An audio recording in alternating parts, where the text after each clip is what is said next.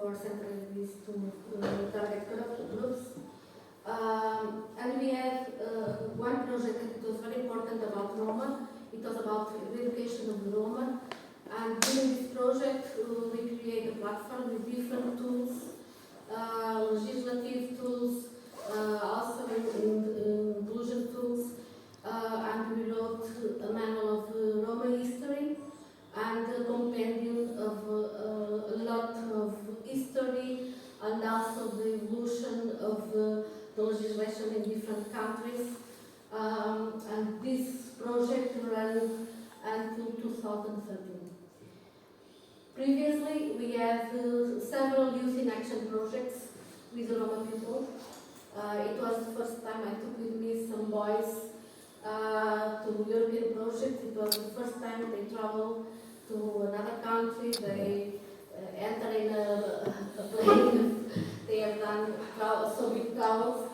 It was really an adventure for us, putting them participating in these kind of projects, trying to understand and speak with other people, even they have common language, they have difference. In Portugal, the Roma, they speak Caló, this is a dialect, only that we have in Portugal and also in parts of Spain. But they found a lot of common words, mainly with Turkish Roma, because we kept a big part of the initial language of the Roma when they came from India, and they stayed, they were settled for a long time, more than 500 years in Turkey, and they kept almost of their language. So we have this project core, and this project allowed us to involve all stakeholders that in our county have relationships with the Roma communities. We have one specifically in Guimarães.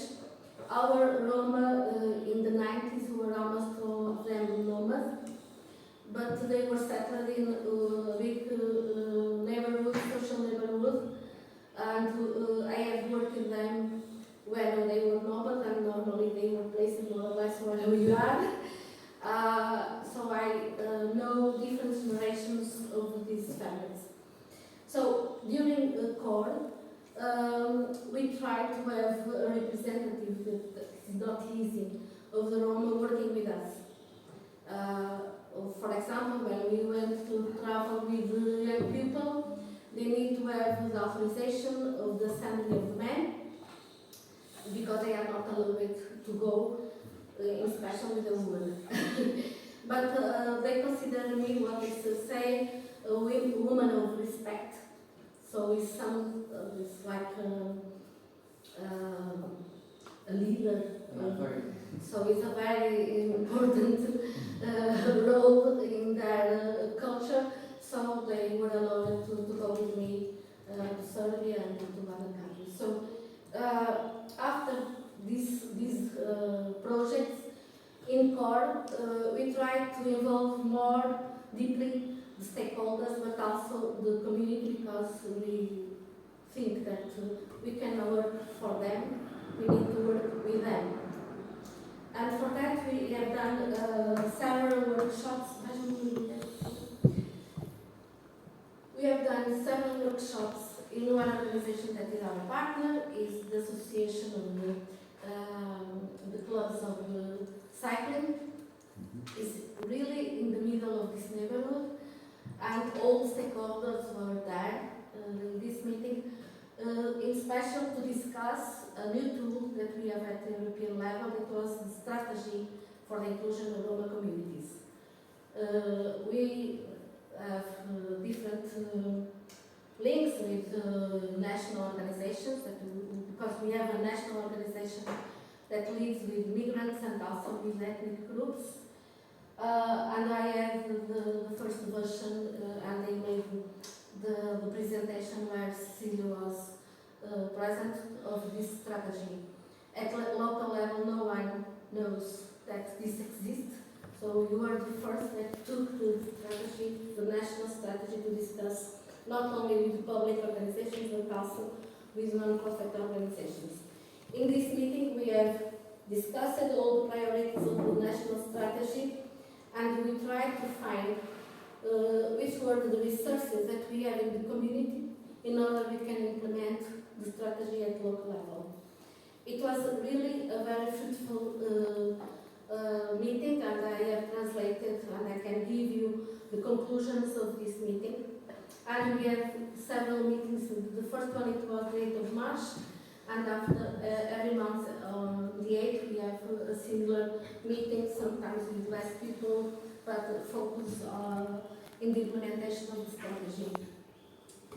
It was a very important step for what we have done after. And we had also the final event of CORE, and we made it in the stadium of our football club, because it is a facility they know, because it is near the neighborhood. Normally they go to football, so it was it was our choice not to this event in a formal auditorium, but in something that they know. So they are not afraid to enter and to participate. And it was an amazing event with a lot of Roma people participating for the first time in such an event, and an international event. And after we found that we could apply for some funds to the training, not professional training, but inclusion training. I only keep this aspect because if you can check the idea of reduce the time in prisons for this target public, and also the idea of an assessment of risk and needs and the construction of an individual plan was one of the measures that was presented in this national strategy. But tomorrow you'll see that in fact the prisons don't take care of this kind of tools. So Roma women and girls, they are a specific group inside the Roma communities. They don't have power. They need to obey during all their lives to their parents. After the parents, when they marry, normally they have early marriage, unless when you arrive 14, 15, they marry. When they marry, they are under the power of the mother-in-law, and they have the first son, boy. And they start having some independence from the community and from this pressure of the group when they have this first son. But they have to obey to their husbands, and after they are very dependent of their children, so they don't have any autonomy. Even they work, normally selling, not legally, but they is the way they have to have finance to their families, but they don't have in fact great power. They are always obeying someone. If we discuss about a patriarchal culture, this is the best example, and here in our community it was the reality some years ago. Now it's much better, but not completely solved, because they stay more or less in the same steps. So these are, normally they face poverty, they never work formally, and they fight every day to have means for their families, to support their families. And in the 90s, when I have worked with them, almost of the men were in prison doing drug traffic, and women were alone in a neighborhood without knowing how this public service function, what they can apply. They are completely alone. They have television, and sometimes they forgot to send children for school. Teachers come to me to try to negotiate with them to send the children to school. So it was, in the 90s, it was a very, very difficult period for them. And only after more or less 2001, with the minimum in social income, they start having a different approach because the minimum social income is not a subvention, is an agreement. So the state gives money if they agree in sending, for example, children to school, if they agree in doing training, if they agree, for example, in going to the medical service. So it is an agreement, two parts. They have this negotiation, what they agree to do in order they have this subvention. And we call them non-contributive people, so they don't contribute. In Portugal we have subventions because these subventions come from what we pay as taxes from coming from our work, our salaries. Because they never work, they never pay taxes, so we call them non-contributive people. And social income is now, and in the last years, we have very good results, in fact, in the inclusion of the Roma, but if we have more discrimination and more prejudice now, is because we have a lot of people, non-contributive people, that receive a lot of money from the state, and we have reactions from other people that live also in difficult conditions because they don't have the same approach from the state. So Roma women have this difficulty, they are our target public, and we, with the information of these roundtables that we have done for several months,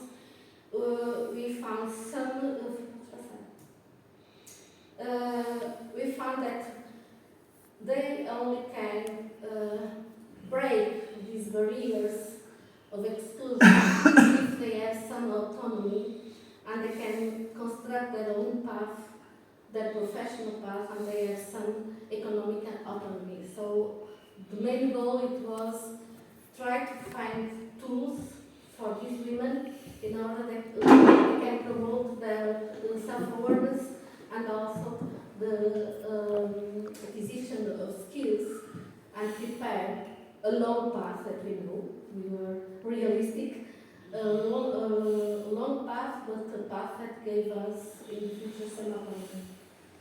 So this is only to understand the context of this project. So this project has also some specific objectives that were linked with this program of training for inclusion. Some of them are there, but we try to adapt and adjust to our reality. So what we found during the process of interviews, we have used in some way the tools like bilan de compétences to understand what they want, because this project was also to understand what these women want for their lives.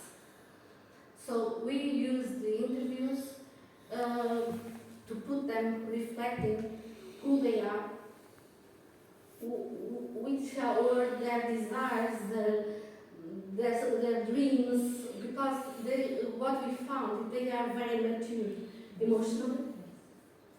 Sometimes we are in front of one woman with a lot of children, grow-up children, and they were like children, asking for so simple things, things they hear when they were children. For example, I remember one of our trainers, I asked which was a big desire, and she told me going to Citana Briteiros. Citana Briteiros is an archaeological city that we have here in the county.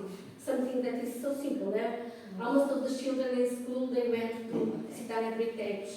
She heard, but she don't understand what is Citana Briteiros, but she wants to go there. It's the biggest dream she had.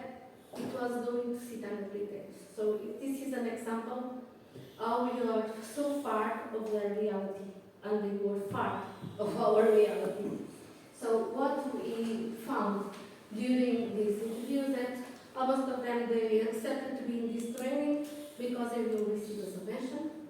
because they will not lose the social income, but they don't have, in fact, a big motivation to be in this training. In the other hand, they will meet other women from different families, and we found that the community here in Guimarães is more heterogeneous than we thought at the beginning. They have different families. For example, we have some families that have origin in communities near Galicia, and they were not accepted for other Roma. And we have, for example, Roma from the region of Sicilia that were now also not accepted by the other Roma. So they have different groups, subgroups, inside this, what we call community. In fact, we're communities, not one. And they have conflicts within these different subgroups, so they were afraid to be in one training and have to meet every day these persons. They sometimes are not friendly, they are enemies in that language. So we found that we need to work a lot in their self-esteem, their self-confidence, in their determination, because every time they have a problem, they give up always. Their self-management, their self-control that was very linked with discrimination, because they are not only very violent and very aggressive. Also, they should learn how to work in team, because they could be stronger if they work together to solve their own problems.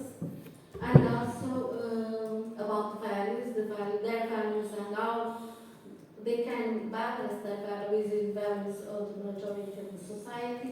And also, it was our goal, support them to be more happy as citizens. So these were our objectives after this process of selection and recruitment for training. So we have a catalog in Portugal for training. We are always obliged to follow this catalog, and we try to balance our interests and the interests of the trainees with the modules that we have in the catalog. So we took the biggest number of hours of training in literacy practice, because it is the problem that we have discussed before. They are difficult to understand our concepts. They don't know, in fact, what in practice they mean. So we have to work all these questions. Citizenship and equality, household management, and we can explain a little better why. Basic human care, parental education, interpersonal relationship, and here we are trying. We need to work 50 hours. We have worked 470 hours with them, because it was their goal. It is in fact interpersonal relationships. And they have also job search techniques, and they have practice in gardening in our house. So these were the models. Louise, just go back that slide, thanks. Just for a moment, we'll get it. Yeah, thanks.